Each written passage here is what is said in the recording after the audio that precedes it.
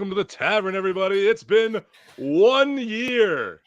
Tell me in the comments which of those intros you liked best. I put them all in there for today. Yeah. Hey, we're gonna have a little like the Cosmic fun Rewind. I know we're gonna have a little fun tonight, and I know that somebody is literally in the waiting wings to say something to us, and I want to bring him on because he's got to pick his kids up because he's on West Coast time.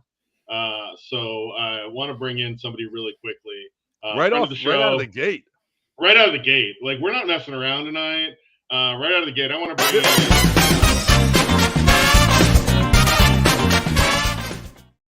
Use the PGA show stuff I still have. You know what? He was with us at the PGA show too. So let's bring in Bradley. What? Oh, hey guys. Hey, miss you already. I know, man. Long time no see, buddy. Yeah, it's been. It's directed to the people on this half of the screen and not the guy above you. Yeah. Hey, yeah, congrats, guys. 1 year. Hey, not gonna lie, I didn't think you'd make it, but here you are. So I'm kidding. I know, right? Like we only made it because we had people like you on. Yeah, whatever. You guys are legends, and yeah, excited for what? 50 more? Is that what we're going for? 50 more days. I'd love that. Days. 50 more days. If I'm alive for another 50 years, my wife might kill me. Yeah, but then we at least made it 50, and at that point, she kills you. One way or another. So Brett, I saw you got a new vacuum machine.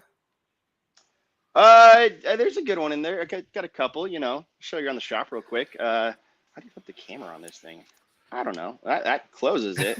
Yeah, I'll just do it like this. So yeah, you know, got some vacuums there. There's a lot of sucking going on in here. I was waiting. I was like, Dave, are you just setting up like a sucking joke like here? No, terrible. No, well, he posted some Instagram stuff the other day of a new vacuum sealing. No, I get that. That. Right out the gate. Yeah. So that's over here. I got a new vacuum chamber. So that's for like stabilizing wood and stuff. And yeah, it's currently like that is ridiculous. It's still pulling bubbles. Like that's some wood that doesn't stabilize well, but it's an insane level of vacuum for days on end. So that's like I can leave it and not have to. I return those vacuum, like the actual vacuum part, to Harbor Freight like once a month or so, and I just buy the warranty every time. Costs me like $6 at a time, and I get an entirely new one because I run the dickens out of those things. But if I don't have to run it because it just holds, then it'll be like every 2 months now. It's great. There you go. Nice. So Bradley, I got to ask you this question. It's since you've been on our show, your business has blown up, correct? Just because of being on 30-fold at least. Yeah. Yep. No, it's gangbusters. My fingers are getting raw. So yeah. I'm at a good level. I actually just started. I've had a bunch of people want putters, but not have like crazy good ideas for anything.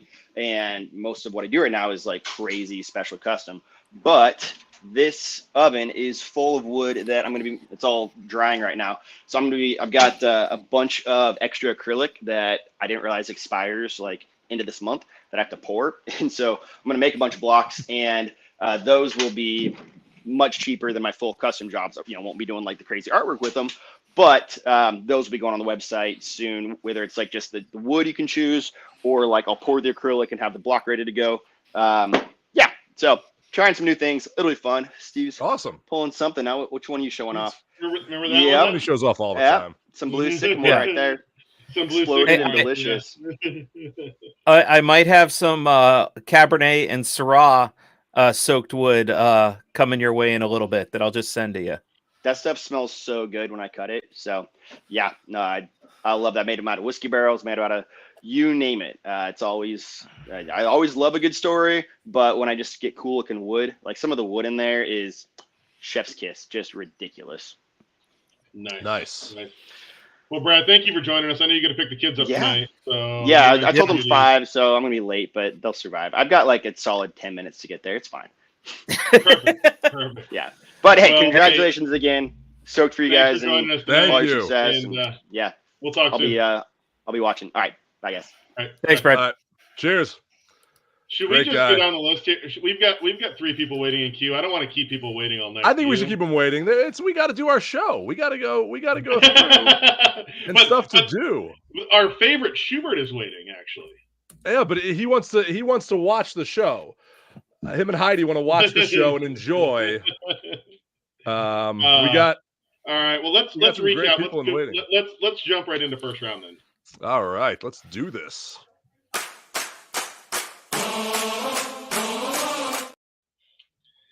All right. I'm going to go on a limb and I'm going to say that there was a 59 shot this past weekend and a 60 shot this past weekend, both of which I'm going to say were probably two of the best rounds of golf we'll see all year. And the 60 should have been a 58. I would agree with that. It was 9 shots better than the field, though. And that, to me, is literally like if you're 9 shots better than the field, and, oh, wait, you ended up shooting 60 to win. Like, let's be real about it. Yeah. Not knowing that was to win at that time. So let's talk about that. Signature event, 54 holes. How do we feel about that? Because of the weather, I actually think they made the right choice. Oh, I agree. Based on the weather. I mean, did somebody posted a video of the porta potties being knocked down, which was the best video ever? It was hilarious. It was really, all the porta potties knocked down. That's the best video? Not Tom Brady knocking over a golf ball? I mean, there was that. Brady was. It was a driver off the rack. You're right. My problem with it is 54 holes. This isn't the first time Pebble has had a problem. It happens every few years at Pebble that they have to either 54 holes or move it to July because they did that one year. There's talk that they may overhaul the PGA Tour schedule, and we may see Pebble in the summertime next year to avoid this happening again. I'm actually okay with that. Like, it's not like we've seen Pebble in the summertime before because they do the Open there. So it's not really the worst of ideas. But well, you know why the schedule is the way it is now is because they go to Hawaii first, and they're coming to California, they're West Coast, and they're moving their way back. So they need to rethink that model is what they need to do. Right. It's not like they haven't gone West Coast, East Coast between a U.S. Open and, let's say, the Travelers. Well, and that's the next one I have on my to-do list to talk about. Because everybody roasted the Travelers for being a signature event that ended up being a birdie fest. If they played 4 rounds of Pebble, we probably would have been close to the Travelers as far as 72-hole score. Now it's Pebble. And, yes, Tiger destroyed Pebble, but the next closest was like 2 under that week. How do we feel about the fact that Pebble turned into a birdie fest? Here's the thing. Go ahead, Dave. I think everybody knew it was going to be 3 rounds. Based on the weather, they had to have that 54 holes in the back of their mind, and they were just going for it. You know, you had to go out there and try and shoot low, and, you know, if it went to Sunday or Monday, so be it. But I think everybody had in the back of their mind this was going to be a 54-hole event. Well, and here's the other thing. With Pebble, they play this course every year. So they know this course. Pebble gets tough when, A, the weather picks up, which they tried to get it in before the weather, and when the U.S. Open comes in and makes it U.S. Open conditions. Otherwise, they know that course. This should be a birdie fest. It's a 6,900-yard golf course on tour. I mean, let's be real about it. Yeah, this is – I expect this at Pebble when it's the Pro-Am, because also you're not going to put it at its toughest when you have amateurs out there for part of this event. Right. So here's the next question, and we're going to go to Ludwig Aberg, right? It gets second place this week. Who is hotter, Scotty Scheffler and his stats from last year, or Ludwig Aberg right now? Scotty from last year still. Scotty came out the gate winning. Scotty never finished outside the top 15 last year at any event. So I would agree with that statement. Like, Scotty's record last year was stupid. It was Tiger-esque where he finished every week. So here, let me compare you. Let me say this. Ludwig versus Victor. The way they're playing right now? Compared Victor's last year, the way he had a good start and then had a great finish going into the Ryder Cup. Where do we see Ludwig doing that this year? I think Ludwig's still on the high from the Ryder Cup last year and how he played there. And again, getting a win at the RSM and being able to basically freewheel it at this point, great, perfect, good for him. And, do I think Ludwig is here to stay? I think if I was Liv and the money that I paid John Rahm, that's the money that I would literally offer to Ludwig to try and get Ludwig at this point, because he's literally going to be the future of the PGA Tour.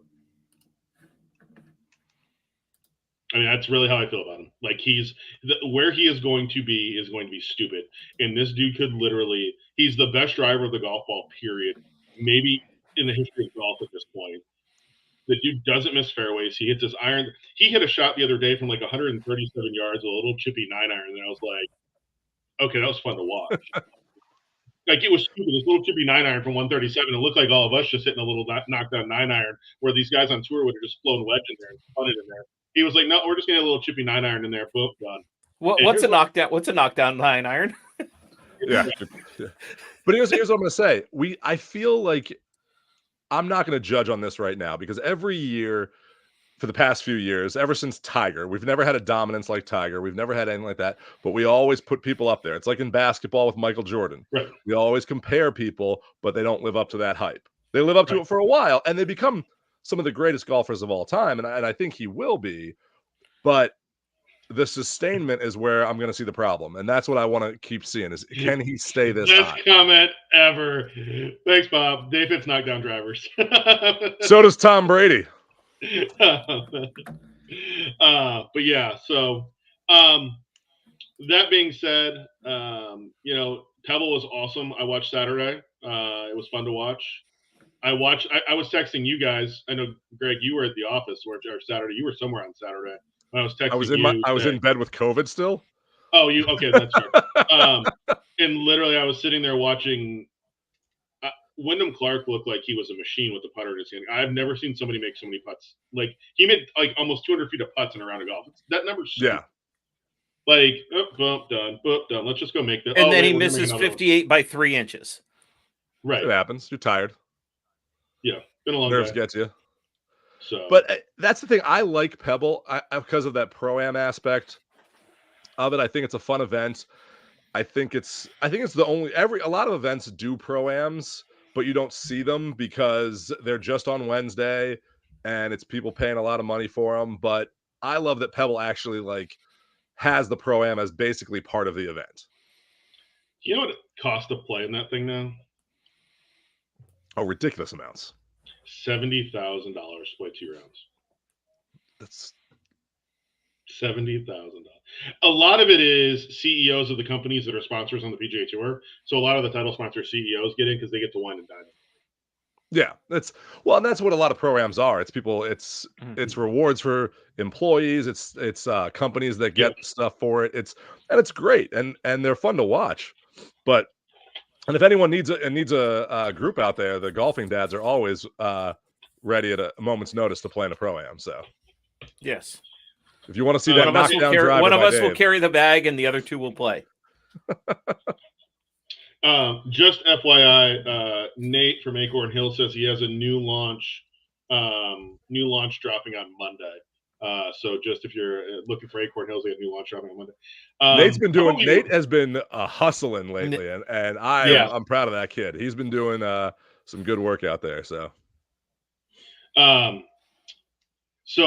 let's move on and let's talk about the waste management. Maybe we can bring one of our guests that's waiting. It lives around the corner from the golf course there, and I believe is going out to the golf tournament this week. So maybe we can bring him in.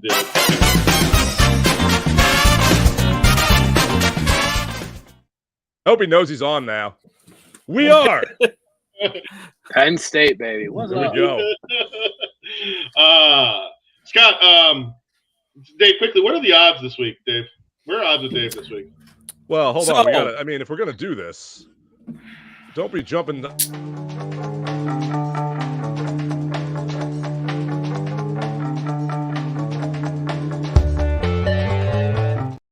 Doing this for so long, Steve. You can't be jumping around like this. Yeah. Sorry. I said we were going to talk about it. Usually we talk about it during odds. So. Well, come on. Watching him control the whole board last week, that was painful. Yeah, I know. Listen.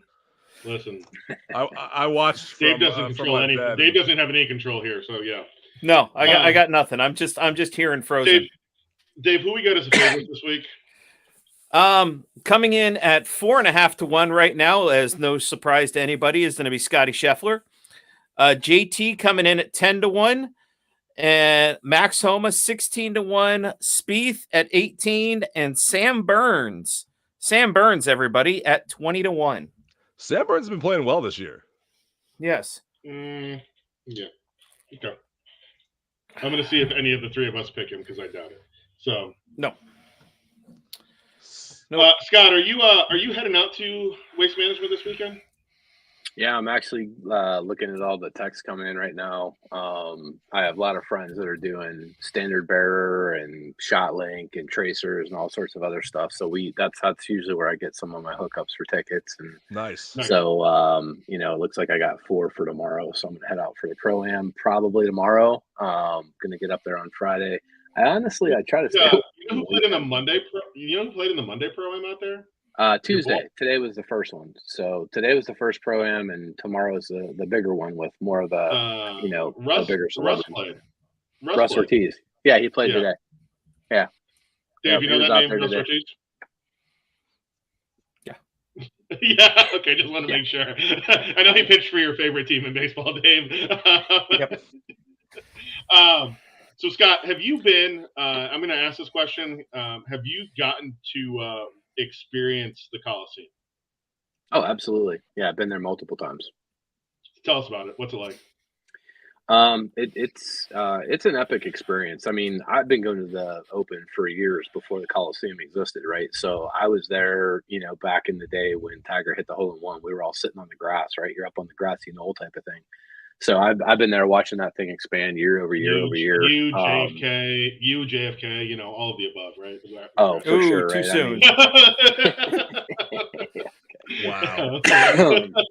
But no, I mean, it's an experience. I mean, it's just a constant murmur. Like you can hear the noise the entire time you're there. It's bizarre. I mean, it's as you hear. I mean, there's a golf tournament going on, but you're at a huge party, and happens to occasionally somebody's hitting a golf ball, and you turn around and check it out. So, I mean, as a golf person, you know what I mean? One of the cool things about 16 is you can actually overlook 15 coming down. So they built a whole, patio on that backside. So you can go over there and watch some amazing golf because they're hitting that, a lot of those guys are going for the green in 2. That's a long par 5. It's over the water. It's a great hole. So you get to watch some amazing golf. And then you're listening for crowd roars and boos. And if you hear something crazy, you spin around and run across the thing. And then you're looking to see what's going on over there. Obviously, if you have a marquee group coming through, you turn around, go watch those guys, hit. Everyone's betting. You're throwing money down. They're going to hit the green. They're going to go wide of the green, how close, all that kind of stuff. It's chaos. I mean, it's true. Thanks, guys. Swing it. It's just total chaos. I mean, it really is. A couple cooling towels. Keep it coming. Shameless plugs. It's a blast. Shameless plugs. We got cooling towels. We got swing aid. I've got one. I don't know. So yeah, no, it's a blast. I didn't end up with any of the new ones, Dave. I didn't get. Not my fault. You didn't get any stickers either. So let's see where you rank on this totem pole. Yeah, I didn't get squad. So Scott, I'm going to ask you this. Yeah. I was watching someone on Instagram the other day, and they were like, 16 at Scottsdale is the greatest par 3 in the world, and he said he'd fight people on that, and he was showing it while the grandstands were up. So I'm going to ask your opinion, because I've seen it with the grandstands up and with no grandstands. It is a completely different looking hole with no grandstand. Oh, without a doubt. So yeah, I wouldn't put it as the greatest par 3 of all time. No, it's an insignificant par 3. Yeah, I mean, exactly. honestly, it's short. At Augusta. Yeah, I mean, it's not even close. I mean, there's so many great par 3. 7 at Pebble. I mean, 12 at Augusta. I mean, come on. I mean, there's so many better par 3s. The obviously it's the Coliseum that makes that thing what it is, right? So I've played that like you, right? I've played it without grandstands. I played it with the grandstands. Super fortunate. I have a friend of mine that puts on a tournament called Jam, which is for athletes that are in wheelchairs and things like that. And it's amazing, right? I mean, the when you're inside of that thing, it's just epic. I mean, you're like, oh my God, this is amazing. It's a 130-yard shot. You know what I mean? I mean, you stretch that out, it might be 150. So at the end of the day, it's, hey, what's up, Rob? And it's amazing, right? I mean, that's the amazing part about it. The hole itself is meh. I mean, you have a big bunker fall off on the left hand side. You're dead long. Other than that, it's just an okay hole. Yeah, so let me ask you this, because this is what I almost think. I'd like to see him almost keep the grandstands up, like build a permanent structure so that every time you play it, it's like that. Then it would be an awesome hole. Yep, but you know why it's not a permanent structure, right? I know that. I'm saying they should build a permanent coliseum around it, like make it unique. It's just the seats there don't, you and I have, played Bay Hill with the grandstand still up.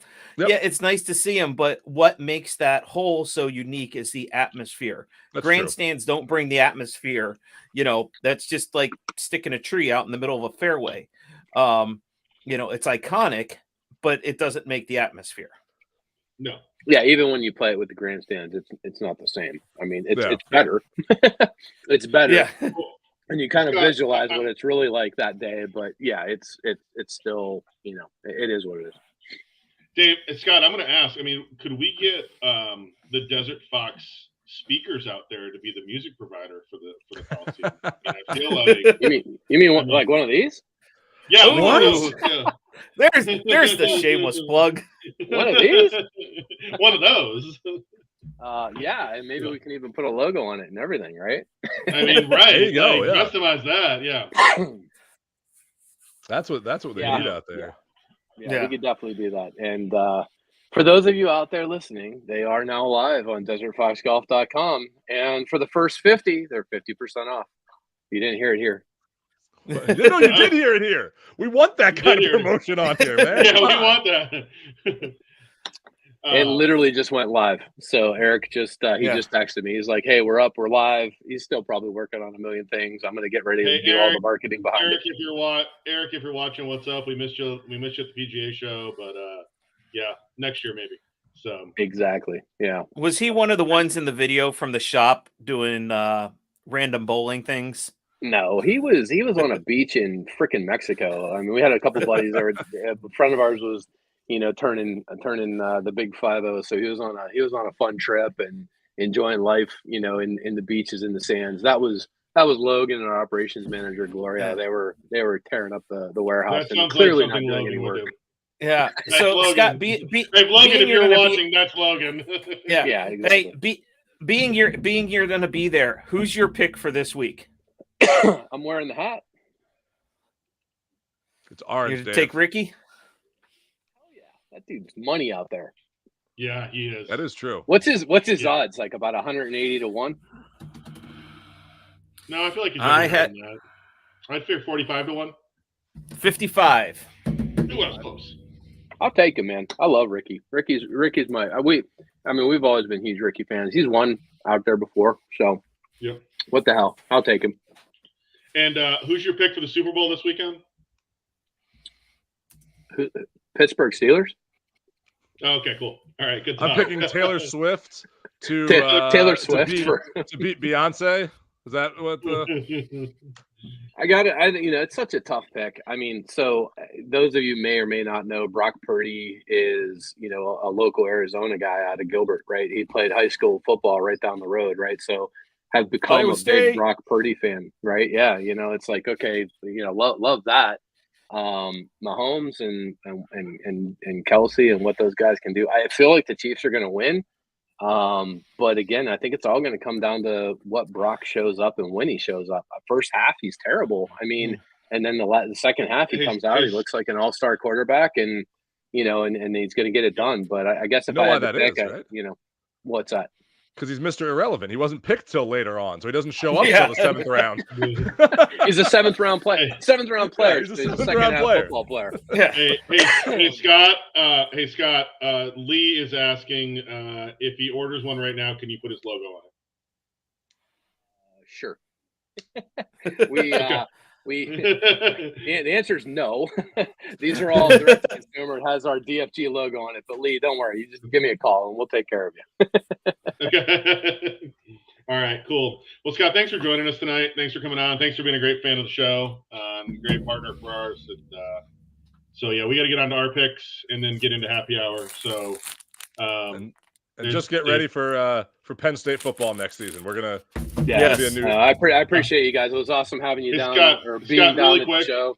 Yeah, fire away. Really quick, Scott Gillespie. Scott, I want to thank you for the support of the Tri-States PGA and our Vegas Pro-Am. My AMs love the gift. That's awesome. Thank you, Robert. This is awesome. Thank you very much for that. Anytime. Cheers. Cheers, guys. See you. Have fun this week, Scott. All right. See you guys. See you. It's just a fun show tonight. We got a whole bunch of people waiting too. So, but before that, Dave, let's make our picks. Yeah. So, Dave, you're up first. Greg, I'm leaving one for you here because we're in the month of February. I'm not taking Scotty Scheffler this week. Wow. Really? I'm taking Justin Ricky? Thomas. Okay. Justin Thomas. Damn you. Okay. Damn you. I am going to take Scotty then. I thought you weren't going to take him. I had a backup pick. I'm going to take the defending champion to go back-to-back because I think he's playing well, and I think he plays well here. So I'm going Scotty this week. Well, I went JT because he's the one that's gotten me the most points so far this year. And it's a good move because someone else can't pick Scotty. Well, yes, he can because Pebble Beach. Well, yeah, Pebble Beach was February, so he can't pick Scotty. Yeah, he can't pick Scotty this week, so I saved you from that, Steve. So, I'm just gonna do it. Give me Ludwig. Let's just take Ludwig. I feel I'm becoming Dave with Ricky and Rory last year. I believe that's how this is going.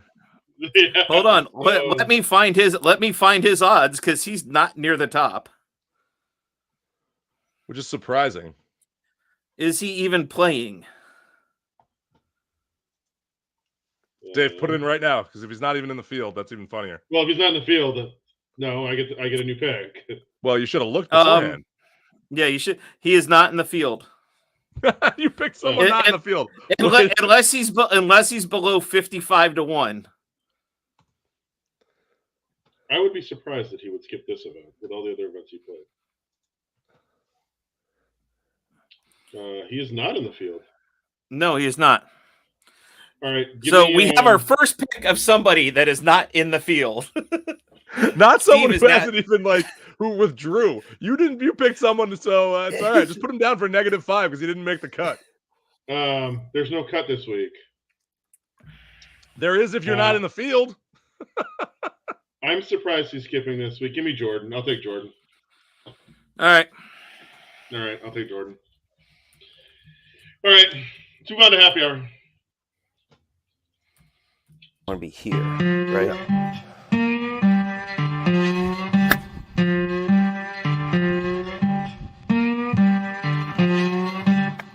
Okay. To my defense, listen, to my defense, Ludwig has played every other week on tour. Why would he skip a signature event? To our defense, you should have done your research. Yeah. I mean, there's that too. You have 5 and I think you and I even talked about this, that he wasn't playing. No, we didn't. He's probably We've been doing this a year, Steve. You think you'd have this down. Yeah. All right. And that's worse than Steve, and that's worse than picking a punter. Thank you, Bradley. You know what? Let's just bring Brad onto the show, and then we'll bring Nate in after Brad. So, Nate, you can go pour another glass of wine if you need to. We'll bring you on after Brad and Heidi. And so we're good. So that's our new BFF, Nate, by the way.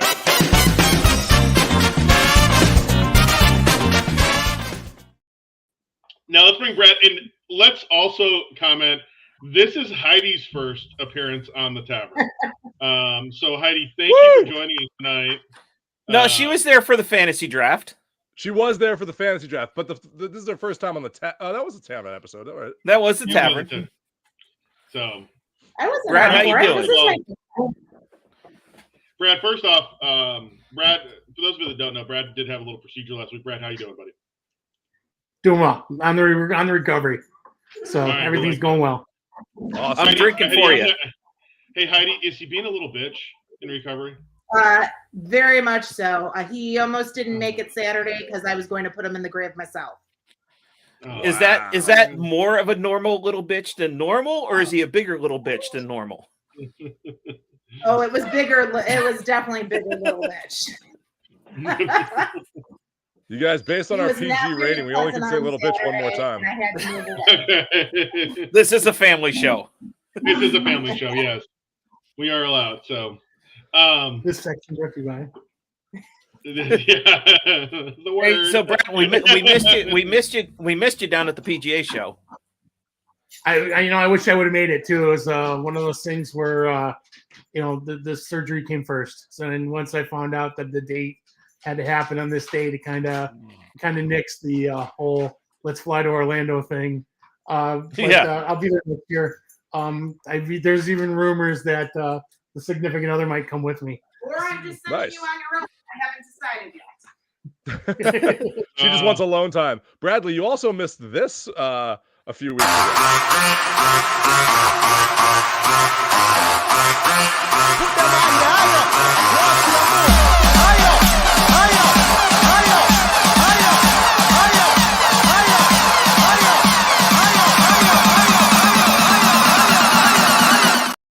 Sorry, I had to. I didn't miss it. I didn't miss it. So, Brad, I got a whole year of that. I'm gonna tell this story, Brad. From the beginning of this show a year ago, Brad, you were like our first viewer. He's still our only viewer. Who are you kidding?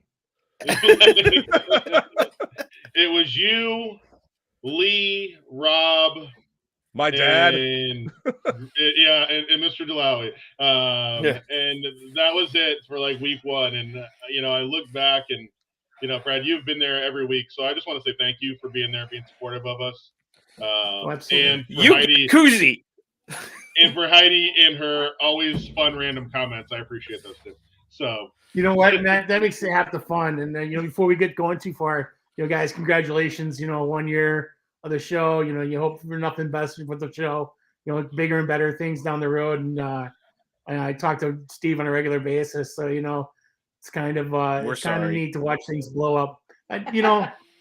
Steve definitely does not know the difference in time zones. It kills me when I get hold up. It doesn't matter if you're in the same time zone. I'll get a call at 11:30 at night. Yeah, that's why I turn my time zones don't mean a thing to Steve. It's why I turn my phone off at night. No, this is a great thing, and the more people need to know about it, so we'll keep working on that as well. Hey, Bradley, we're gonna have to play golf this summer when I'm out in Illinois. So absolutely, we'll get you out there. We keep talking about doing Odyssey this year. Yeah, well, I went out with my father-in-law. We played at the golf dome that just collapsed at where's the that was gonna bug me what the name of the course is. That'll come to me. But yeah, they had the top tracer in the golf dome out there, and the snow collapsed it, so that it'll be closed for the rest of the season out there, which is kind of That wasn't this way. Green Gardens. Okay. So I didn't realize the snow closed it. Yeah, the dome collapsed. Probably a few weeks after I went out there. The EPL, like the TGL dome collapsed. Yeah. Okay, all right. And then Bradley, I saw that Odyssey was having their Cold Man on the 17th. They moved it to a few weeks, but I was like, that's terrible timing because that's the All-Star game here in Indy, so not making that one. Yeah. Well, the other thing is it's starting to warm up a little bit here, so it's not the snowball iced event where it used to be. They've had events in the past. That particular event, people have showed up wearing snowsuits and stuff, playing golf. This year, it's been a real mild winter here in the Midwest, and it's gonna be 50 degrees the next 2 days here in Chicago in the middle of February, which is like unheard of. It was 50 here last night. We're gonna hit 60 on Thursday, and then it's gonna be in the 30s next week. Yeah, so it's kind of crazy. Weather's messed up. It's so messed up, but I love it. So. Well, again, guys, I'm not going to hold you for every other guest on here too, but I again, heartfelt, guys. Congratulations on 1 year. I'm so proud of you guys. And like I said, I look forward to beating Greg next year. Let him win this year, and we'll go from there for fantasy football. You poked the bear the week before. I had to give it all out. I'm going worse the first this year. Greg, you won by 3 yards, and if I'm sure we can 3 yards, 0.3 points. Whether you win by an inch or a mile, winning still winning. I'm gonna quote Dominic Toretto. A whole lot of whining. Exactly. Wine. Heidi, maybe you can manage his fantasy team next year. I have won it twice in the last couple of years that we had played together, and I kicked his butt pretty frequently too. What you don't hear is Greg traded for the first round draft picks of the other 2 players on this call right now, but we're not going to get into that. Listen, my quarterbacks both went down. That's all this is. I saw opportunity. As soon as Steve's third quarterback broke his leg, I was like, I gotta make a deal. That was I true. leaned on it. I was in the hole already, so the only thing I could have done was gone up. I just saw my opportunity and snapped really quickly. Got to be quick. It's all good fun. Oh, it was. I'll probably have the last place next year. So, but Bradley, I got to ask you guys, what should the Chicago Bears do with their first round pick? Trade it. 100% trade it. I'm sick and tired of the carousel between the defensive coordinators and quarterbacks. Stick with our boy, and let's get Marvin Harris Jr. here and go from there. Get some weapons around and then start playing some real ball. I honestly think they should trade with the Commanders, get some stuff back, and then take Harrison at number 2. That's actually the best thing I think the Bears can do. Hey, Hayden wants to know what's the punishment for last place next year. Hayden, you've seen me play golf. That's punishment enough. Or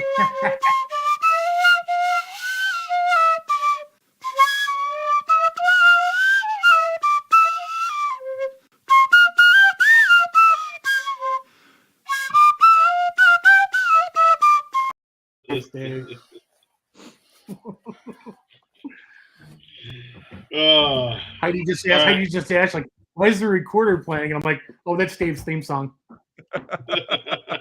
It's true. That it is. I should make that Dave's ringtone.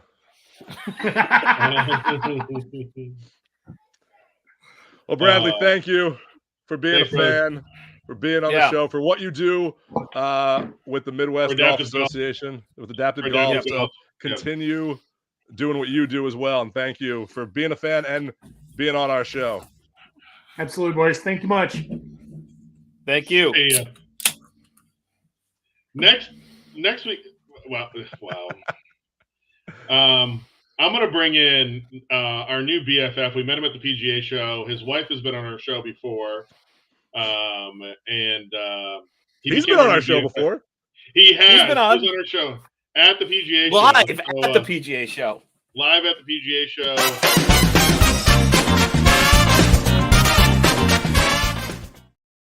Guys, cheers. Congrats on a year, guys. Thank you. I know. I'm with Sean Foley for you guys today. Yeah, you did. It looks good. So all the way to the top. So what's happening up there in the Charleston area today? It's cold, guys. It was about 60 degrees here today. It's chilly. I'm done. Hey, but so this show's awesome. I just ordered one of those Desert Fox speakers. I'm excited. I'm a walker. I'm going to find a place to put it for sure.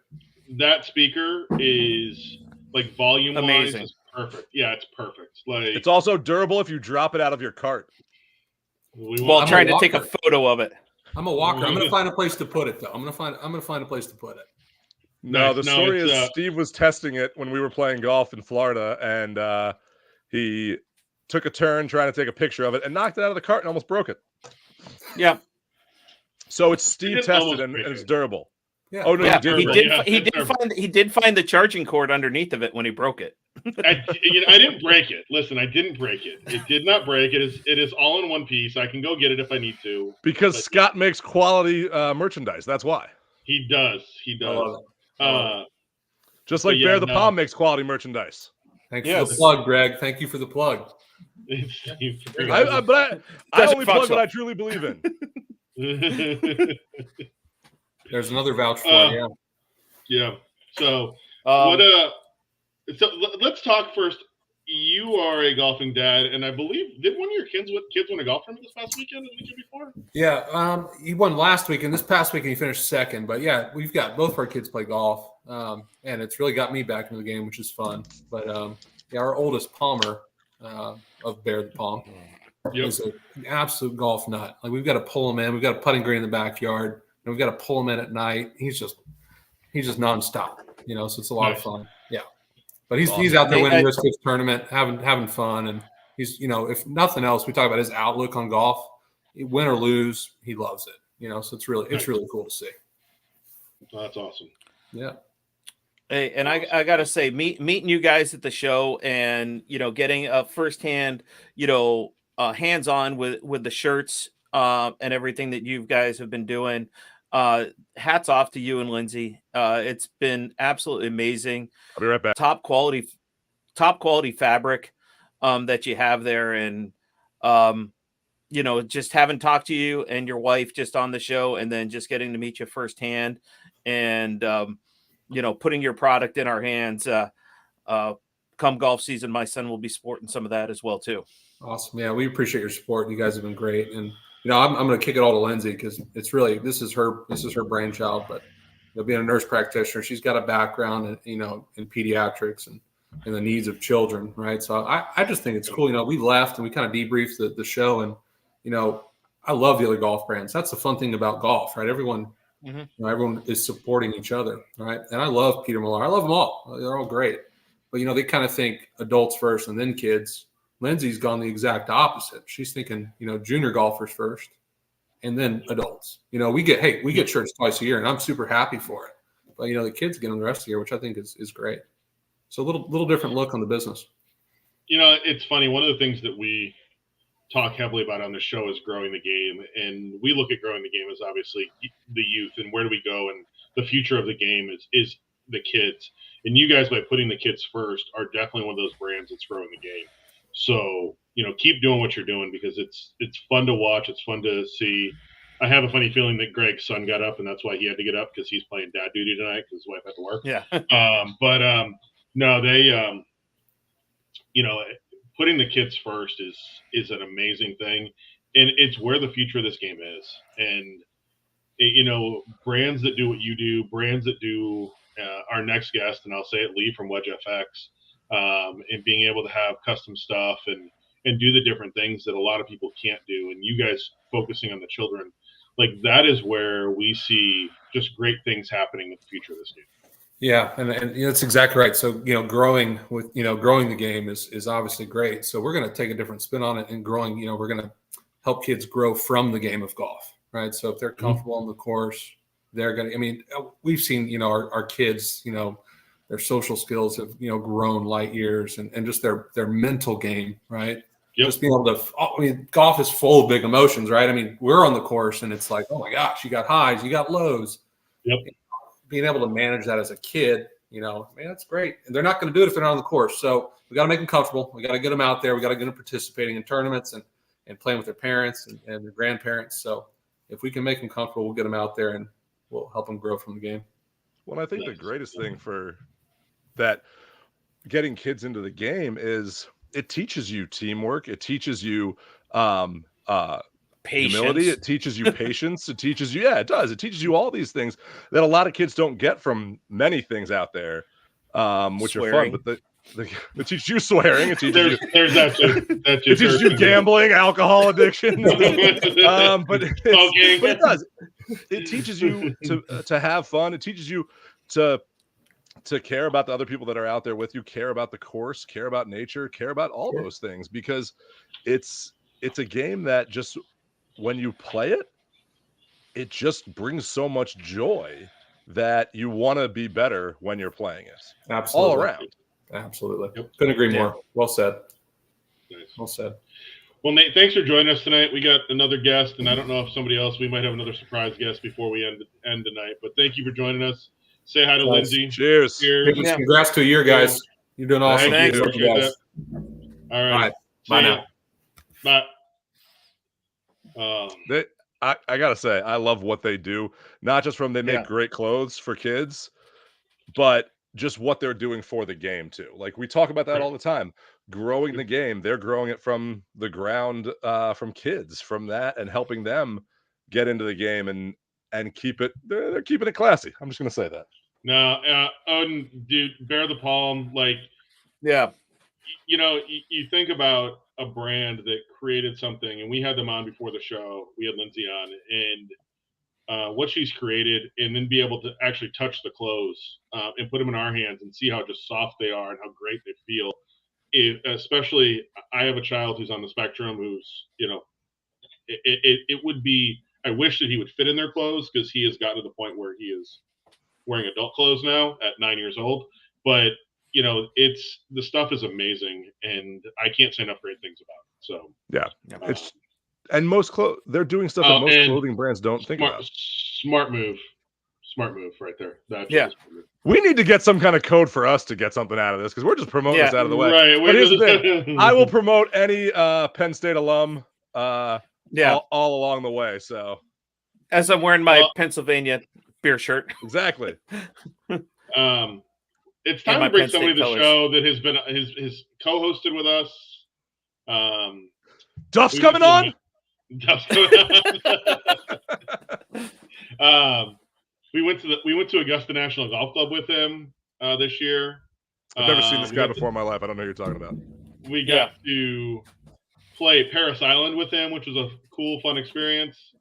Friend of the show, friend of ours, all around great, amazing human being. Lee, welcome to the podcast. Look at that. That was great. Snoop Dogg. We got Snoop Dogg on this episode. What kind of great intro timing. was that? That was perfect. I've been waiting for that. Wow, he's just holding that in the whole time. Lee, how are you, buddy? Not bad. Not bad. The custom of customs. Dave, do you want to see his vacuum too? Because he's in his shop. Hey, Bradley posted about it. It was an intriguing thing. That's the first thing you asked. You just got to learn what suck you're talking about. Yeah. Wow. Hey, I mean, we got Odin Snipes saying that he wow. Lee makes crap. Wow. I got a homing device on those. I'll have it recalled. Rob is on Instagram saying he knows this guy. He owes him money. He owes him money. I can run faster. Wow! Wow! Oh, I can feel the dagger from here. Oh. That escalated really Duff, quickly. you don't have to take this. We got your back. I mean, Lee, I'm going to ask you. Lee, I guess that's what you get for having all the cards. That's it. Lee, I'm going to ask you while we got you on tonight. Are you working on anything cool that you can share with us or no? I am actually working stuff for another people. I don't know if you're going to have them on your show. But Tag Golf. Nice. Oh, nice. Tag Golf. Nice. Doing their... by the way, today is Dan's birthday, so happy birthday, Dan, from Tag Golf. So happy birthday, Dan. Yeah, doing their point of sales displays for them. So. Oh, awesome. Hey, other guys Lee, that jumped on the show in Florida. Hey, I hear you have a golf tournament coming up that you may want to shameless plug while you're here. Yes. April Can we just 5th. change the name? Can we just change the name from the Golfing Dads Tavern to the Shameless Plug Show? Go ahead and just scan that. And actually, that's a bad QR code. So never mind. So, we're for a church. I am actually organizing a tournament to benefit the youth missions going back to Costa Rica. So April 5th, looking for any kind of sponsorship. Drop out to Scott, Desert Fox Golf. He hooked us up. Appreciate it, Scott. Nice. I want to say what's up. Bogey Pals are watching us on Instagram, and I'm in the middle of some conversations with the Bogey Pals about doing a little shoot with them down here. So pretty pumped about that. So Nice. Rob also wants to know if the Golfing Dads Tavern are going to sponsor a hole. Oh, I'm thinking we might need to. We might need to. We might need to. Can we sponsor the 19th hole? Can we sponsor the 19th hole? I don't know if we have that kind of budget yet. At the 19th hole at PI, do you really want to do that? No, I just want to call it. I just want to call the 19th hole that day the Golfing Dads Tavern. That's it. Yeah. So we can have an actual tavern. Yeah, it is a good one there too. They've got a good one there. Yeah, I mean that's where everyone's gonna be checking in. I could put the sign right there. Yeah. Hey, so Lee, we got a chance to see you a couple weeks ago down at the show. What did you take? What did you and Duff take away from the show while you were down there? It's getting back to normal. Yeah. After being there since what 2018 was it 2018 or 2019? You know, it was rocking. I think that's why I actually met Steve in person for the first time. Yeah. But then COVID hit and took everything out. You know, they went to the virtual PGA Tour. That was conference. That was interesting. Hey, Rob wants to know if there's an open bar sponsored by the Tavern. No, we don't have that kind of money yet. We don't have that budget. Popular That's yet. not in the budget. Rob, here's the deal. If you guys blow us up and we become super popular, at some point we will do that. But If Mr. Beast shows up on the show right now, great. Yeah. if we blow up, then yes, we will sponsor. Hold on. There's a dream of mine to just pay. Hayden, the Orlando golfer, says that is close to his birthday, and a little drive to PI would be nice for his birthday. So I might have to bring a partner up with me. You know, I've been known to drive to Orlando a day trip, play around, and drive home. So it's doable. I've done it. Oh yeah. Yeah.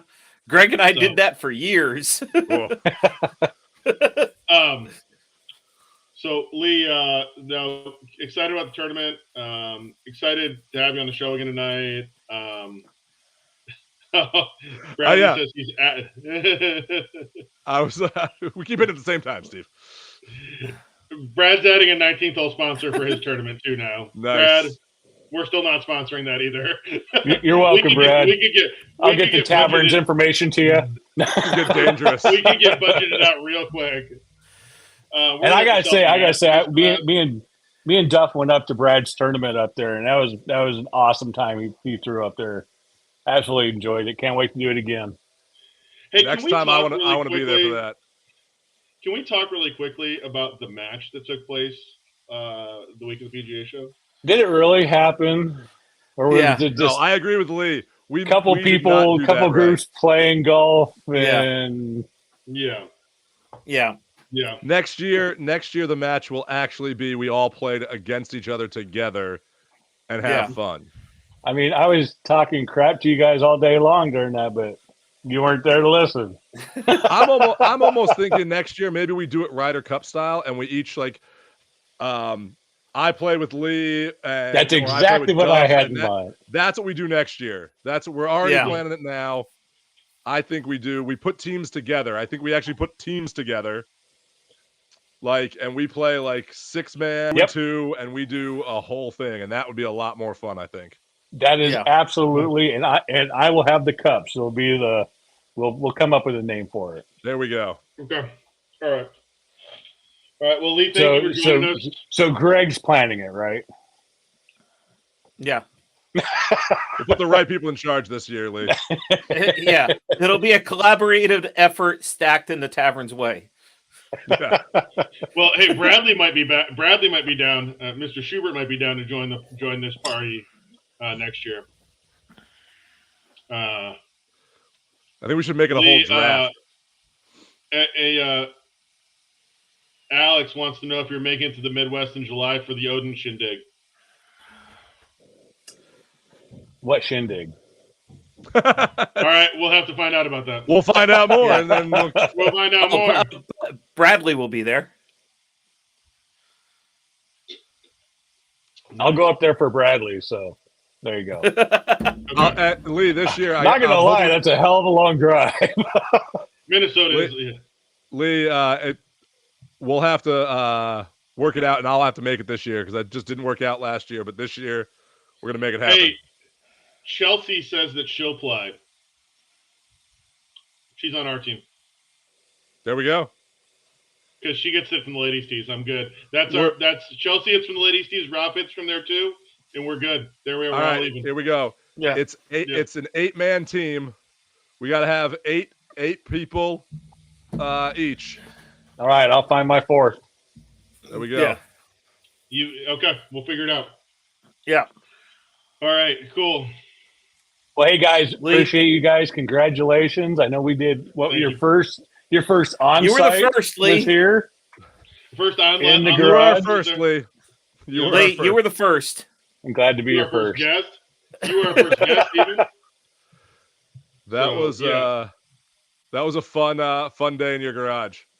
That was a good time. It's still here, so when you guys come back. Yeah. Definitely. Yes. Definitely Lee, thanks for all that you do and the support, and we'll catch you down the road a little bit. Cheers. Thank you, guys. Cheers. See you. This has been a fun year. Yeah. It's amazing all the people that we've met throughout the year, and it was more amazing to meet a lot of them in person at the PGA show. I wish we could have met Bradley I wish we could have met Brad at the PGA show. That's right. I talked to Scott from Desert Fox earlier, and I just had to apologize for all the years that he's known you, and he missed out on Greg and I. Yeah. My favorite part is that we didn't realize that we were both Penn State alum until we were on the course together. You and him have talked all this time. I don't hide the fact that I went to Penn State, and neither does he. No, that's true.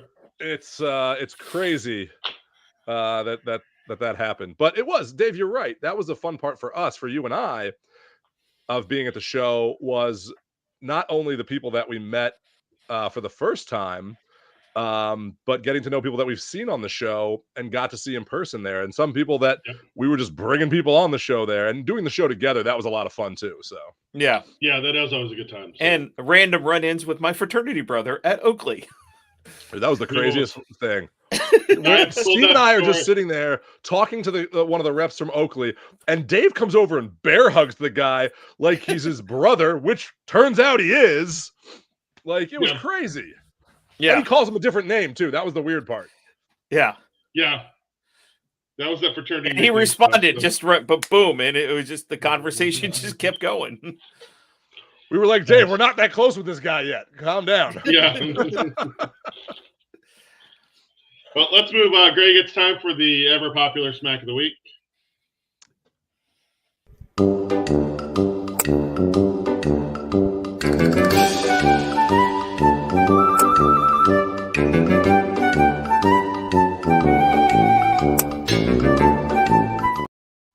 I won't make it sit through the whole thing. Yeah, I feel like we need to cut that in half. So, or make it longer. You know, Brad, I'm going to say this. I think it's cool to see the people you've introduced to the show. Look how many of us are connected now. Brad and I met. It was funny. We met actually when Squares had their room off the show floor, and both of us went back that night and checked to make sure, because we followed each other on Facebook and didn't realize it. And it was like a funny joke the next day when we ran into each other again. So I do think that this game brings all of us together in so many different ways, and it's one of the great things about this show. Well, that was the same thing that we saw with some of the people that we met for the first time that haven't been on our show yet, that we're hoping to bring on the show this year. Yeah. And some of the brands that that we've been introduced to at the show, some of the amazing people, some of the people from different resorts throughout the country, people just in this industry. And what we all said, and I think I talked to Nate about this at the show too, is the thing that we loved most about the show was that everyone was out to help everybody. No one was out to try to overlook anybody. It was, I'm trying to help you, you're trying to help me. We're all just building this golf community. And that's what it is. Yeah. Yep. But hey, let's jump to the ever popular Smack of the Week, because we are going to have a pretty spirited last call. So, okay.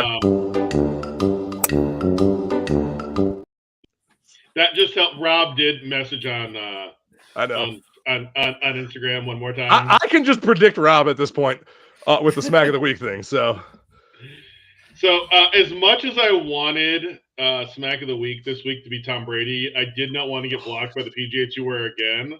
I know. We have to say it again in that sentence. Again. Yeah, it was my fault for the first one. So here is this week's Smack of the Week.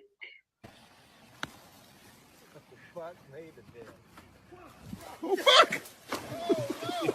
Uh-oh. Are you okay? Uh-oh. The best part is I got it on film. Because you got to make sure. That is amazing. So yeah, no, that was great. So I saw that. Funny enough, I think that came through on like Wednesday last week. I texted you guys that, and I was like, "Smack." That is true.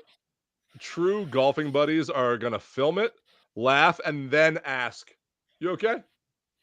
Like that's the third question. So Hayden is Hayden. We're gonna go in depth on this in a week coming up, but he wants to know. He has paid attention and saw that we had a TikTok actually go viral.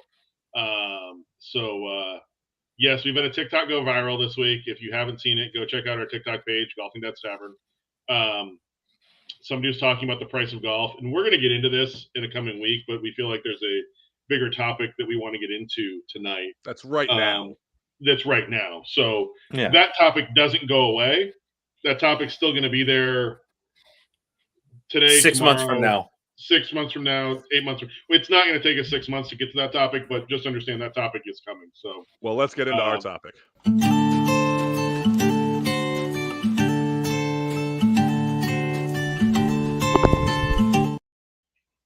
So I have something that I have to admit right now.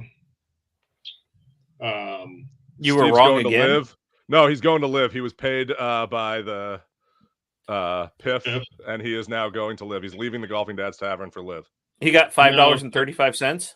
Yes, it was a big offer for him, so he took it. Me and Anthony Ken. I actually watched live on Sunday because until the flag football game came on, I mean the Pro Bowl, because that's what it was. Live was the only thing on, and it still didn't get the viewership. Greg, we were talking about this. Can we talk about the viewership? The PGA Tour had 1.3 or 1.9 million viewers on Saturday on the Nielsen ratings on Saturday. Yeah, on Saturday. Live had 423. No, that was on Sunday. Yeah. When there was no golf on. When there was no other golf. And when there was nothing else on. Hold on, but to Liv's credit, that doubled their viewership from last year. And it doubled from Saturday. It did. It doubled it from Saturday. But how many people can find Live on TV? Hold on, Dave. What beat it was ESPN and not the Ocho. Pickleball on ESPN had 500,000 viewers. Beat it by 100,000 viewers. Yes. For pickleball. So if you wonder why they're on the CW and not on ESPN and not on another channel, it's because ESPN can play pickleball and you're more likely to watch it. I'm going to give you my synopsis of what I watched. Here it is. Their coverage has improved since their first event. I will give them that. It's still subpar. The thing that it has going for it is there are not a lot of commercials. Okay? So what's our big complaint about the PGA Tour is like you see one golf shot and there's another commercial. You don't have that with Live. I will give them that. Okay? They don't need the money. No. Well, that's why. Here's the problem. Sponsors can't find the CW either. And I'm gonna get into that too at some point with all my notes here. Teenage girls don't want to see golf. Right. Where's Arrow? Dude, Arrow's a good show, actually. I watched Arrow. That was a good show. I'm going to give you that. I'll watch that over Live. Yeah. But you get what I'm saying. Like 100%. The announcers are terrible. It's like they're straight out of Com 101 school as a communications major before they go through any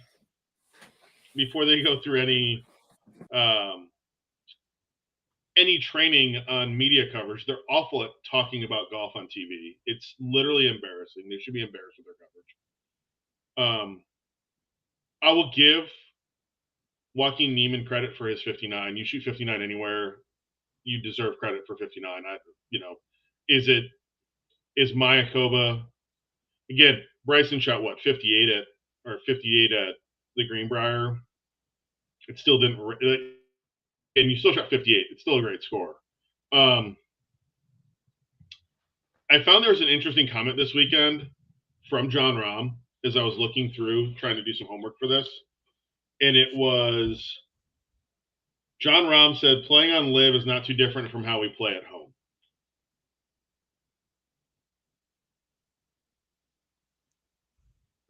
That says a lot to me about the competitiveness of LIV. How so?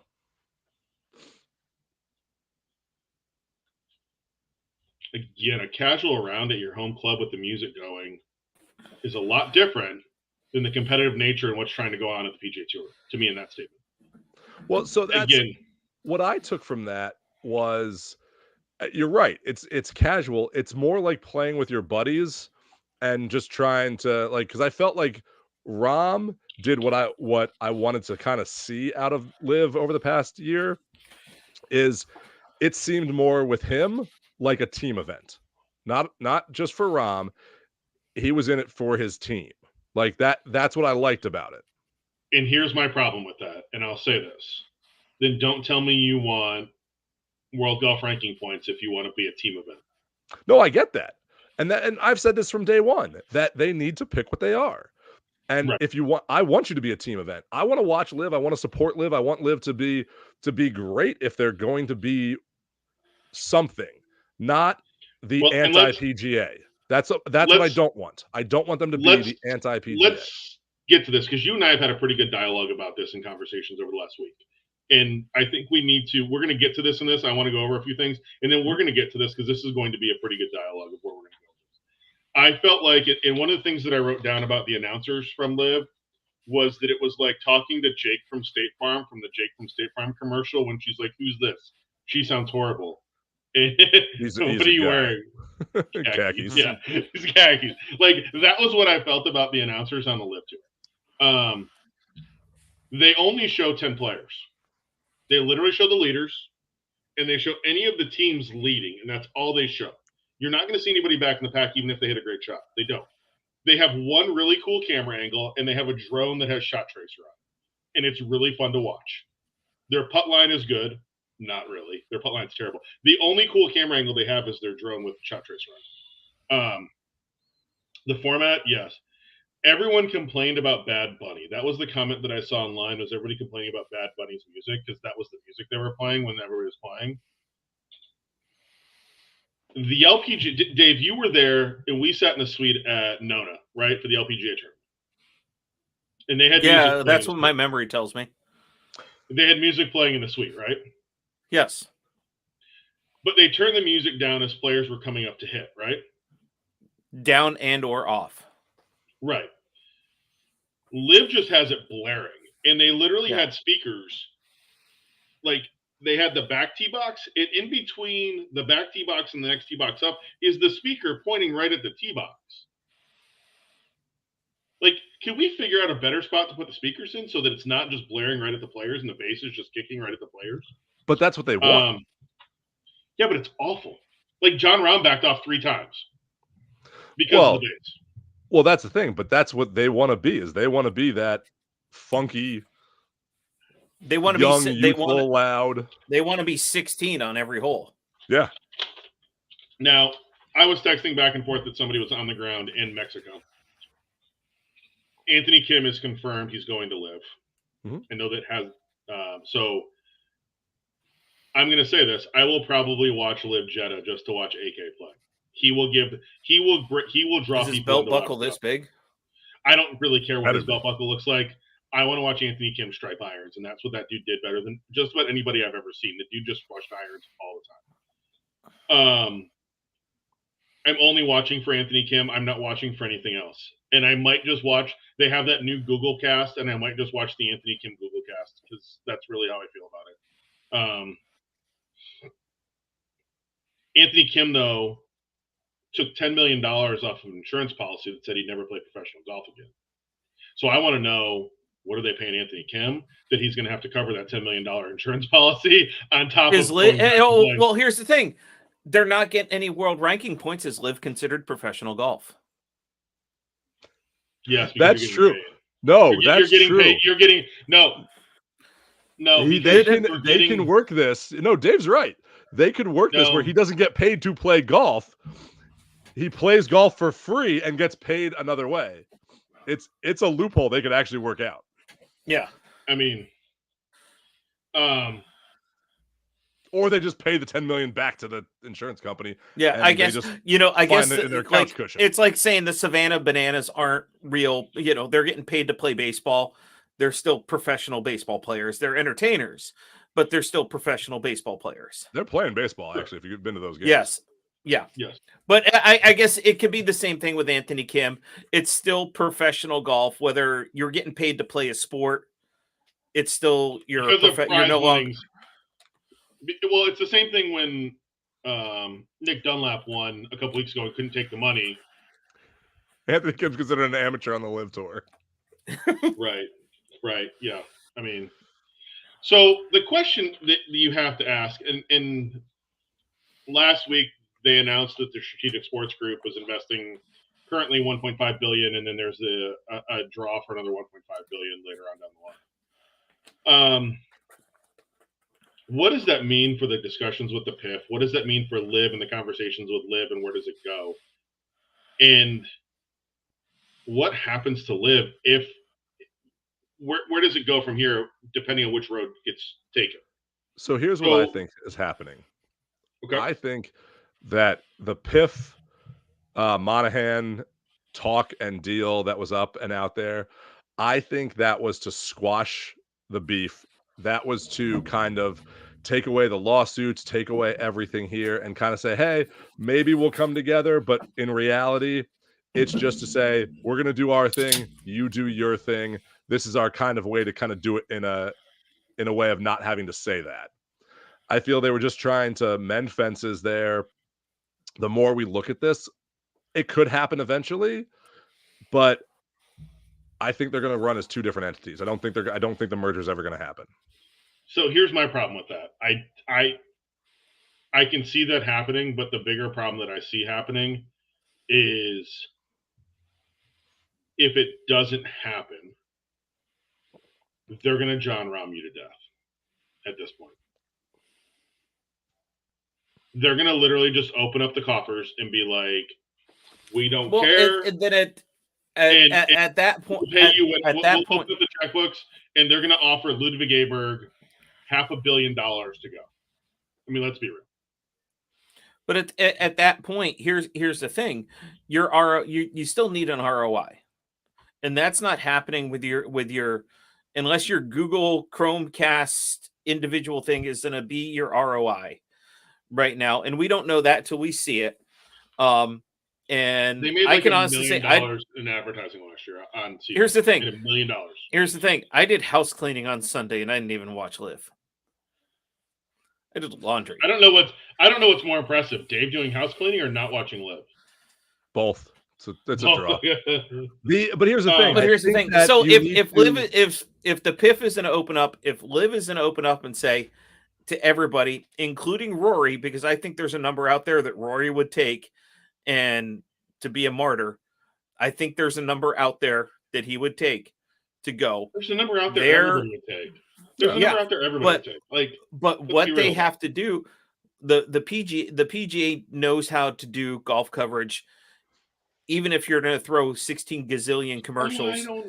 I don't think they do. Like Rory said something last week that I found very interesting, and he said something that I didn't like. At least the PGA covers golf better than LIV, because they've been doing it for so long.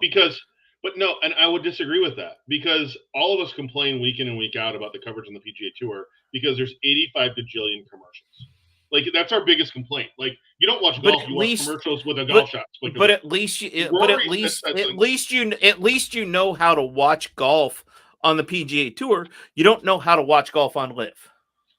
But Rory said something very interesting, and he said we need to stop focusing on the players, and we need to focus on the fans.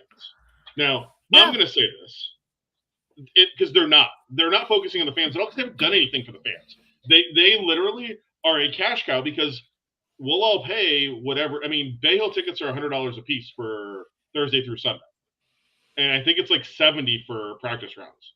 So we're all just going to pony up this money to go to these events in our area and not give two craps about it. My problem is that the tour needs, and they haven't done anything. Let's be real. They put in a kids area that has a putting green that's awful at Bay. My kids love it, but it's awful.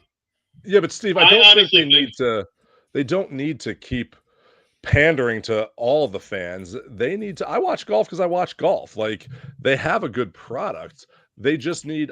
I don't think the going to it, like, prices are getting out of hand for a lot of things, and that's just society. We're just getting out of hand with pricing, and that needs to come down a little bit. But I go to golf because I want to go watch golf. I want to enjoy golf. I go with my dad. Correct. I'm taking Ollie to the Heritage. My dad and I are all three of us are going to that this year. It's going to be a fun event, and it's a fun event to go to. But that's not the PGA. That's the event itself that does that. The PGA needs to figure out. The PGA needs to figure out is the TV coverage and not watching Rolex commercials, Amex commercials, and anything else I can list off half the time. Is I like the coverage that they have for the Masters, and that might be what they need to go off of. The best coverage that ever happened was the year the Masters just said, "F everybody, we're going to do it ourselves," and just ran the coverage, no commercials. But the Masters is really like they lead the way in that. And the problem that you run into is that all of these networks are paying gobs of money to broadcast golf because you have to, because it's a bidding war. So the networks are paying all this money. So how do they recoup that cost? There's two ways to recoup that cost. Charge more for advertising or show more ads. It's the only way you can recoup that cost. So that's what they're doing. And when you look at what the PGA Tour needs to do, I'm going to be honest with you. We all spent years working for the Walt Disney Company. They need to hire the Golfing Nets Tavern to look at fan experience across the board because we understand what experience is. We understand, and we can sit there and say to them, listen, you want a good experience. You want this. We understand golf. We understand what happens in golf. We understand what happens at golf tournaments. How do you expand that out? Like, again, do I think the Coliseum is great this week at Waste Management? I think it's amazing this week at Waste Management. I wouldn't want to see it anywhere else. No. But do I also think, well, and they have it in Canada. They have the rink in Canada, and I think the rink in Canada is great. It's separate, though. It's a different thing. Separate, yeah, correct. But when I look at what happens on the PGA Tour,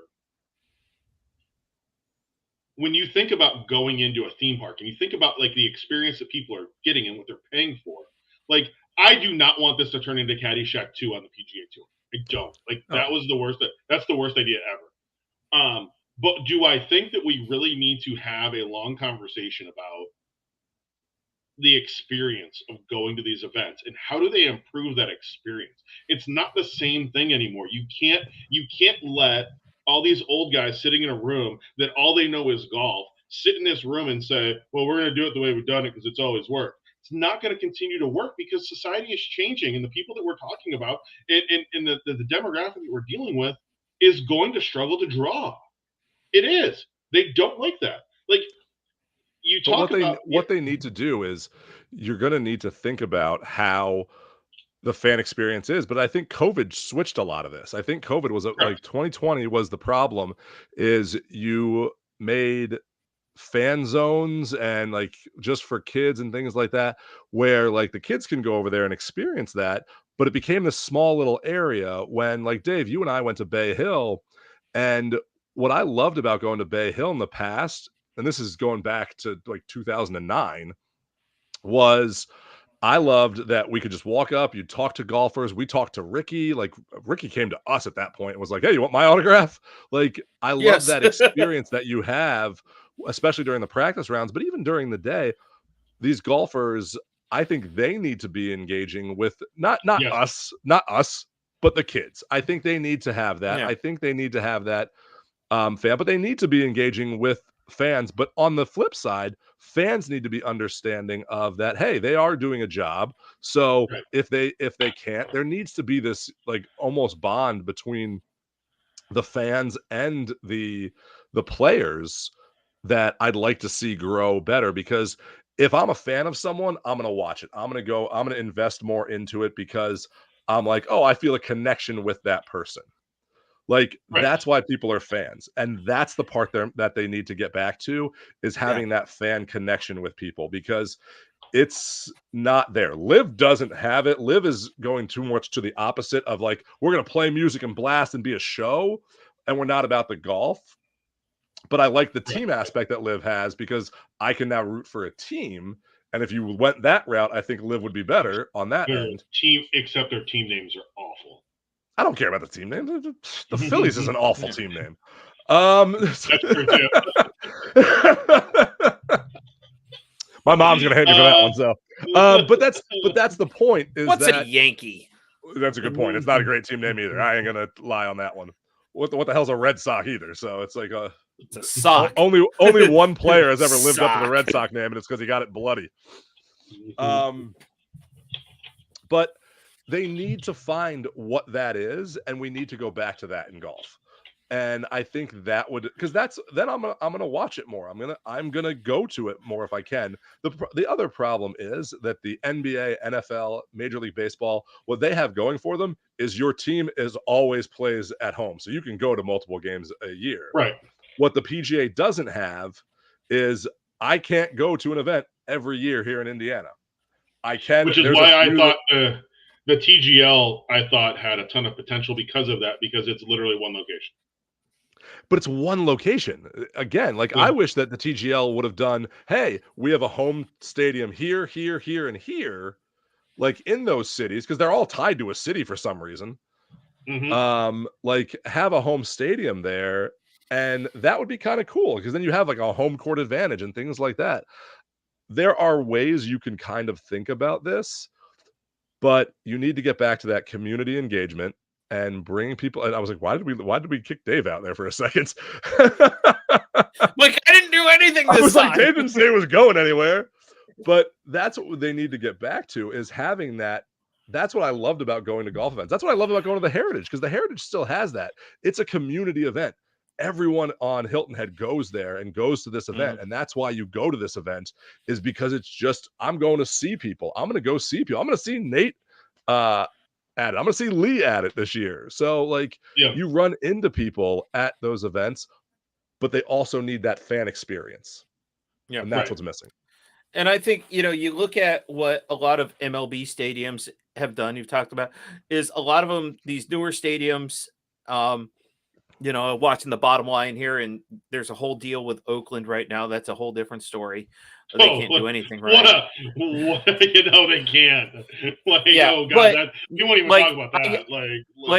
I go to Citizens Bank Park in Philly. There's a whole kids zone area, that you're going to miss half the game with what goes on in the kids zones. And this year we're taking Will up to Minnesota, A, because I want to see the stadium, and B, the Phillies are playing there. So I'm kind of excited to see what these new, and we're going in July. So, the weather. You're not allowed to use the slide, Dave. It's only for the mascot. Damn. No, that's Bernie the Brewer. That's in Milwaukee. Oh, that's right. That's Milwaukee. Oh, trust me. I want to do the slide. Anyway. But baseball, football, hockey, the Solar Bears, we've all been to a Solar Bears game. They have the family and the kids thing figured out. Golf, because they do teddy bear toss, they did underwear toss, they did whiteout night. I felt like Alicia took them whiteout night. She took the kids to whiteout night. I was like, was it like Penn State whiteout night? Like that was my question. And they literally gave everybody white t-shirts to wear in the stadium. But here's the problem with the problem with golf and kids, like you can do kid zones at stadiums because you're basically, let's go back to the concrete circle that all stadiums were and designed it. You're walking around a giant thing. A golf course, you have, we're not talking about the vet, Dave. We're not going to talk about the vet, okay? But golf courses right. with Ollie loves to go to Pacers games and walk around. Yeah. But with a golf course and 18 holes, it's hard to keep the attention of kids in one area when the action may be on 14, 15, when as parents, we want to go out there and see that.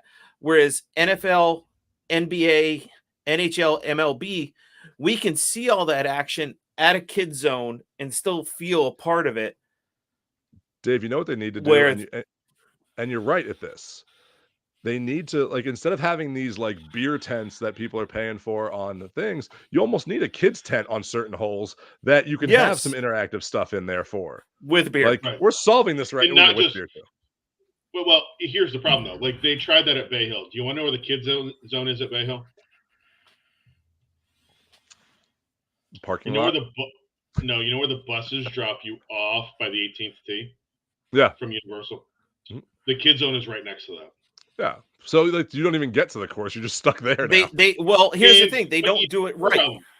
You don't see anything from there because you're not going to take viewing area around the 18th green. You're not going to take could you put that kid zone in between 16 green, like make a line from 16 green to 17 green where you could stand in the middle there and watch? Great idea. Let's be honest. There's a lot of courses now where they don't put grandstand area up where they could. And that's where you can put this stuff. Like you might need to expand your grandstand area. Look at the front nine at Bay Hill where you could put kid zones all over the front nine at Bay Hill for the golfers. And here's the honest truth. And tell me this from your perspective as dads. I'm gonna pay more for a ticket if I have to get a kid zone ticket, here's the thing though. Bay Hill lets, if you have a paid adult ticket, kids under 12 or 15 get in for free. It's 15 at the Heritage. I looked this up and I was like, damn. And I think it's 15. I think that's across the board. It's 12. It's 12. It's 12 at TPC John Deere. So, but it's just I think golf needs to figure out a good balance. You look at like 10 on Bay Hill, walking up 10. They've always had that. Suite and food box over there on the right-hand side going up 10. Mm-hmm. That'd be a great place. Yeah. Where the bigger hitters slide over that and draw it. That's where they hit that big hook over that. Dave, you just said something that the Deere Run, they actually, for the TPC, for the Deere Run, the John Deere Classic, they actually have a good kids program that they let them drive combines. Exactly, but that's the thing. But they bring that kid aspect and family aspect into it, and that's what I think they need more of. Because it's what we do in the Midwest. That's true. I know. I got that. But it's also, I mean, we're biased. We're golfing dads. It's our show. It's our logo. Yeah. It's what we talk about. But that's what you're going to bring into the game. You need to have that balance of both, and make it a fan experience because that's what makes it fun to go to. But you need to kind of have that experience a little bit more on TV too. But Liv's going too far to the other end. Listen, we'll throw it out there, and if the PGA Tour wants to hire the three of us, we'll take a nominal salary. Speak for yourself. I'm expensive. I didn't say what the nominal salary was. Don't lowball us here, Steve. I'm a kept man. I have expensive taste. Nominal being we don't need live pricing. No, we don't need live pricing. That we'll set it at that. But speak for yourself. I honestly feel like the tour. There's too many people that work in the tour office, and we've said this before. We've talked about decisions that have been made at the global golf level. There's too many decisions that are made by a bunch of old people sitting in a room, and we can all say that we're old, but we're old in understanding what parents want and what kids want because we have kids. And you can't let a bunch of 70-somethings sit in a room and make these decisions without consulting somebody that understands and can look through these eyes and have been there because, again, we had to think that way working like we did. No, I'm laughing because no, this is my thing because you're basically making political commentary right now because the two people who are going to be running for president are in their 70s and they're going to be making decisions 80s. for the country. I know, but that's my point. Like octogenarians. Yes, I know that word. There needs to be a balance, and that's the truth. I think so, because I'm one that thinks we do need to keep the heritage and classic in golf and things like that. I don't want to go to what Liv is trying to go to with this rock and everything like that, but I don't think it's bad. I like music on the golf course and things like that. Right. I think you need to blend the two together. Right. As long as it's not all country. I was going to say rockabilly. But before we get too long R.I.P. Toby Keith. Yes. R.I.P. Toby Keith. Correct. Yes. But no, I think that there's some things that need to happen.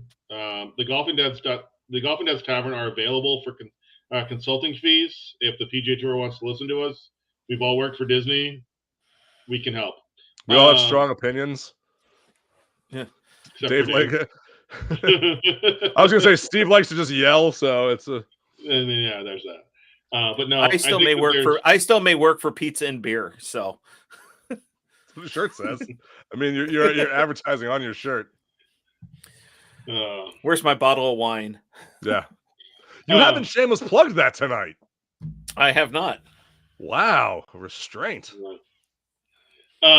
I move things around in here. I don't have one sitting on the table. So really quickly, Greg, you and I discussed this really quickly. I know we've been on this for a while, but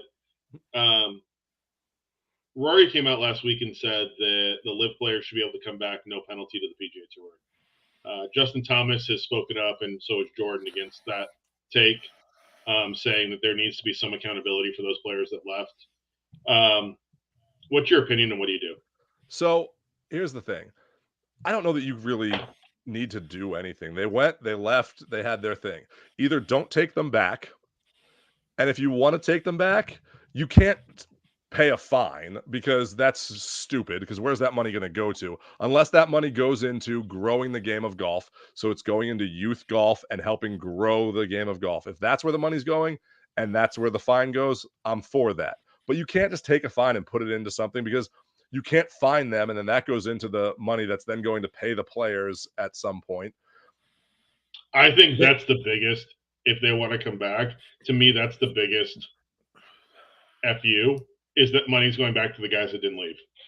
Yeah, but it shouldn't go back to the guys that didn't leave, because that's not fair. I mean, that's right. You made a choice that went over there, and I get it.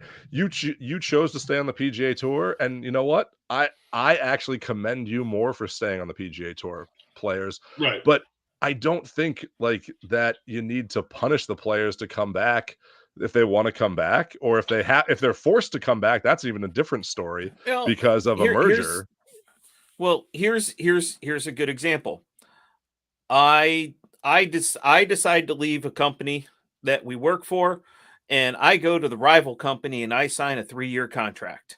Yeah. My 3-year contract is up, and they say, "Hey, we would like the company that I said that I left, Disney Universal, as a great example. You know, I go to Universal for 3 years. Disney says, "Hey, your contract's, I sign a 3-year deal with Universal," and Disney decides to offer me a little bit more money, and I say, "Hey, yeah, I'll come back." It's a great example. It happens all the time in Central Florida. Why is PGA and LIV any different? I signed a contract. Here's the thing. You have players that were actively recruiting other players to go. So suspensions were different. That happens everywhere, but that happens at every job. It happens everywhere. I have people who've left jobs that I've worked at, and then someone else has recruited someone to come over there. The three of us have all been recruited. We've all been recruited by different companies. Yeah. At one point in time or another. Here's my take. If LIV, there's two angles that LIV can do with a merger if they go the merger route. Option one, you run signature events alongside LIV events. And then if the LIV players want to come back, the only events they can play in are non-signature events. Because that then alleviates your problems of getting better players because they're going to want to play for World Golf Ranking points versus their team event where they can't get them. Well, option number 2 is you merge them both together, and Live becomes a fall series event of team events, where during that time of these events, no official World Golf Ranking points are handed out. I think both can work. I do like the idea of your penalty is you can only play in the non-signature events, because it solves another problem about getting better players in the non-signature events. Yeah. And Right. I think you earn your way up back into the signature events with that. And the people that stay. I don't know that if you want to stay and play on Live, I don't know that you ever can come back and play in the signature events. No, what I'm saying is if you want to come back to play on those, you have to earn your way back in by playing in them. Because here's the thing, if you're playing in these non-signature events all the time, you're not going to want to be playing in those plus all the Live events with that. So it's what you want to do, and you have to figure that out. But I don't think you need to penalize people. I think the problem here that people need to get over is the Greg Norman effect, is that this was Greg Norman being a whiny little baby that he couldn't get his way on the PGA, so he had to do all of this and had to make it look like he's going to make a better tour. You got to get past that. And I think Rory has. I think Rory's seen that. And you have to get over that. You know what? They're on Live. They're on a different tour. That's fine. There's nothing wrong with that. They got paid, and they went over to get paid, even if they didn't say that at first. But it was a bad transition that we need to almost just forget about in golf and either let Live be its own thing and the PGA be its own thing, but stop fighting each other. That's what needs to happen. Yeah. That's what's not good for golf. I do think, and I'm going to say this, I think Live is going to have a problem in the not too distant future.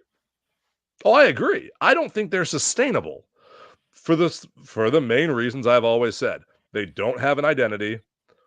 They don't have a fan base. And what's really annoying with their fan base is that they're like, oh, what do you mean you didn't give it a chance? You did. Like, they're as annoying as Greg Norman with some of their fan bases. When I read the comments, like, they defend it like it's been around for years, and it's like, no, it's new and you like it. That's fine. Like it.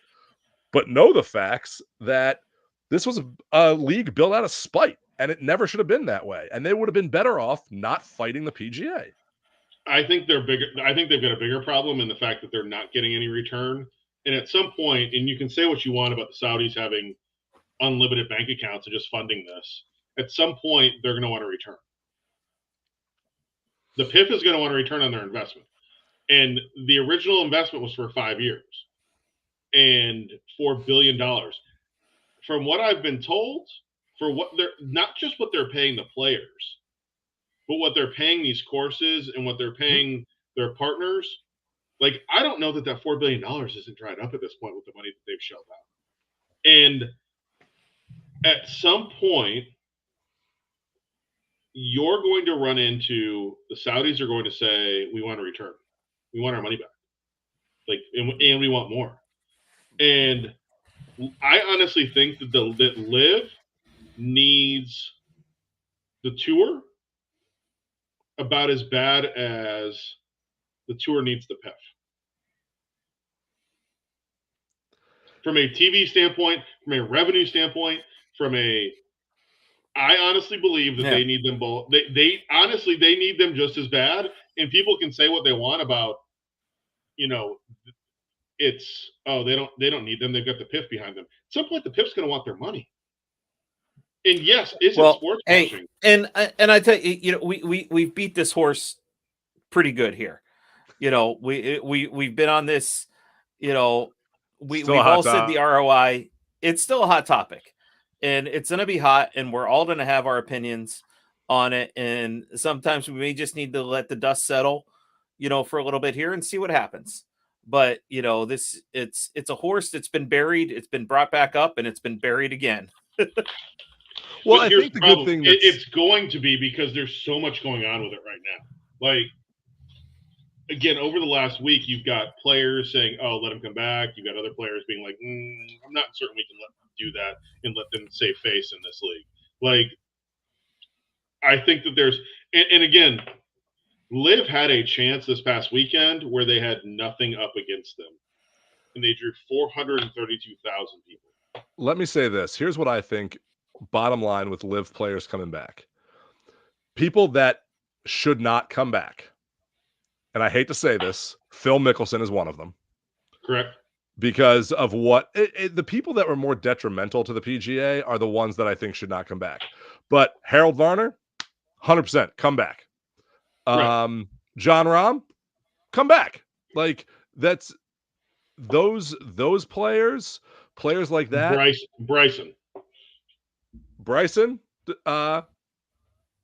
on the fence, but that's just he's on the fence. Brooks, come on back, Brooks. Brooks, come back. Bryson was as much of a recruiter and behind the scenes guy as Phil was, and I have a problem. Like so then I would keep him in that category with Phil. Patrick Reed, you can just keep him. I don't care.